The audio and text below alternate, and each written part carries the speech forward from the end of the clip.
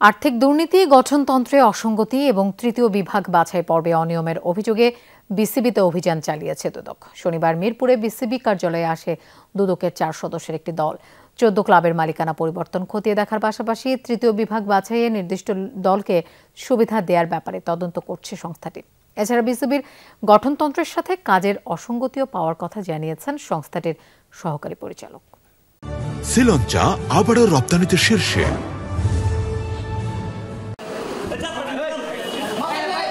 শনিবার বেলা 1টার দিকে বিসিবিতে আবারও আসে দুর্নীতি দমন কমিশন দুদকের 4 সদস্যের একটি দল। ক্রিকেট বোর্ডে আর্থিক দুর্নীতি, গঠনতন্ত্র এবং তৃতীয় বিভাগ বাছাই ক্রিকেট প্রক্রিয়ায় নানাবিধ অনিয়মের অভিযোগে অভিযান চালায় তারা।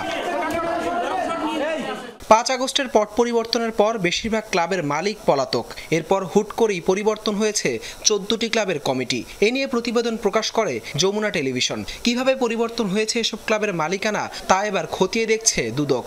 এদেরকে কোন প্রক্রিয়াতে অনুমোদন দেওয়া হলো বা অনুমোদন দেওয়া হলো সেটা আমরা যাচাইয়ের জন্য রেকর্ডপত্র চেয়েছি। আমরা কিছু সময় জানতে পেরেছি যে এদের মালিকানা পরিবর্তন হচ্ছে। পূর্বের মালিক থেকে নতুন কমিটি কেন হচ্ছে, কারা হচ্ছেন এবং তাদের উদ্দেশ্যটা কি সেটা আমাদের দেখতে হবে। বিসিবির গঠনতন্ত্র নিয়েও আছে নানা প্রশ্ন, উঠে আসে নানা অসঙ্গতি। যে এখানে একটা খুব সুন্দর স্ট্রাকচার্ড এবং অর্গানাইজ একটা প্রতিষ্ঠান হিসেবে তৈরি হওয়ার কথা ছিল বিসিবি, কিন্তু এই জায়গাতে আমরা গ্যাপ পেয়েছি। এখানে সঠিক চাকরি বিধিমালা নেই বা একটা অর্গানাইজেশন হিসাবে স্ট্রাকচার বা সুগঠিত থাকবে সে ব্যাপারটাকে আমরা এখানে গ্যাপ দেখেছি। অপরদিকে আলোচিত তৃতীয় বিভাগ লিগের বাছাইয়েও অনিয়ম খুঁজে পেয়েছে তারা। নির্দিষ্ট করে কারো নাম না জানালেও সিসিডিএমকেই দায়ী করছে প্রতিষ্ঠানটি।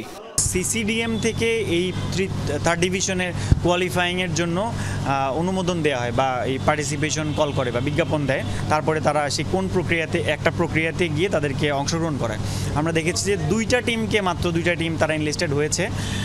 তাদেরকে দিয়ে একটা খেলার আয়োজন করে পরবর্তী তাদের দুইজনকে কোয়ালিফাই করে দিয়েছে।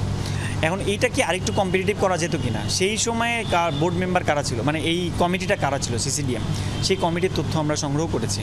অভিযানের মাঝে বিসিবিতে আসেন সভাপতি ফারুক আহমেদ। 238 কোটি টাকার এফডিআর এক ব্যাংক থেকে অন্য ব্যাংকে কিভাবে ট্রান্সফার হলো সে সংক্রান্ত কাগজপত্র সংগ্রহ করেছে দুদক। যেভাবে ট্রান্সফার করেছে তারা অর্থ, সেখানে সিগনেটরি কারা ছিলেন, তাদের গঠনতন্ত্রে আসলে এই দায়িত্বটা বা এই অথরাইজেশনটা কার উপরে বর্তায়। হাসান আল মারুফ, যমুনা স্পোর্টস, ঢাকা।